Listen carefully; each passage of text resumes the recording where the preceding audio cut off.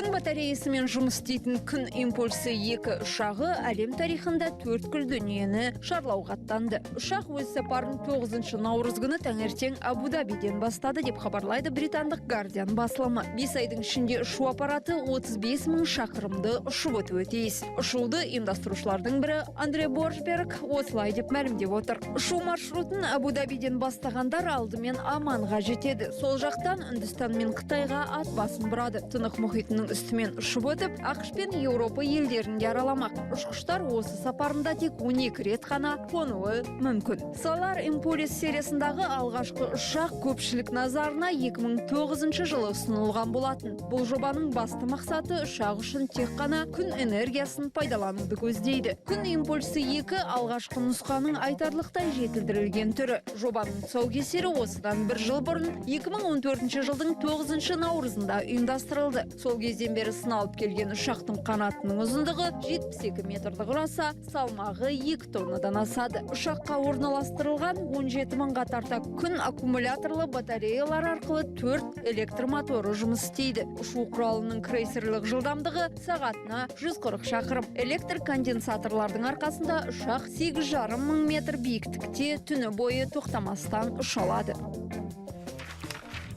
Ал Die Welt басылымы Еурокомиссияның басшысы Жан-Клод Юнкермен болған сұхбатты жариялапты. Еуроодақтың дербес қарулы күштері болғаны жөн екендігін айтқан саясатшы Грекиямен арадағы байланысқа да тоқталған. Еуропаға қатысты мәселеде түсініктеме беру артық деп санайтынмын, бірақ шын мәнісінде жағдайдың басқаша екендігіне көзім жетті. Бүгінде Еуропаның әлем алдындағы беделі құлдырап, тіпті сыртқы саясатта да бізді ықпалды ойыншы санамайтын болды, дейді Юнкер. Оның сөзінше, ортақ еуропалық армия құрылар болса, әлем елдеріне еуроодақ мемлекеттерінің арасында соғыстың болмайтынын дәлелдер еді. Әрі бұл әскери бірлестік еуроодақ мемлекеттермен көрші елдерге төнуі мүмкін қауіп-қатерге де тосқауыл болатыны анық. Қалай дегенмен де бірегей еуропалық армия әскери құрал жабдықтарды бірлесе дайындап немесе бірге сатып алу арқылы біраз қаражатты үнемдер еді, дейді Еурокомиссия басшысы. Ал Грекия туралы Юнкер былай дейді: мені еуроодақтағылардың Грекиядағы жағдайдың насырға шапқанына әлі мән бермей отырған алаңдатады. Ал Еурокомиссияның ұстанымы мынадай: Грекия ешқашанда еуроаймақтан шықпайды. Біз баяғыдай валюталық одақтың мүшесі болып қала береді. Дегенмен гректер одақтасудан бас тартар болса, онда ең алдымен күллі еуропалық одақтың беделіне нұқсан келеді, дейді Еурокомиссия төрағасы.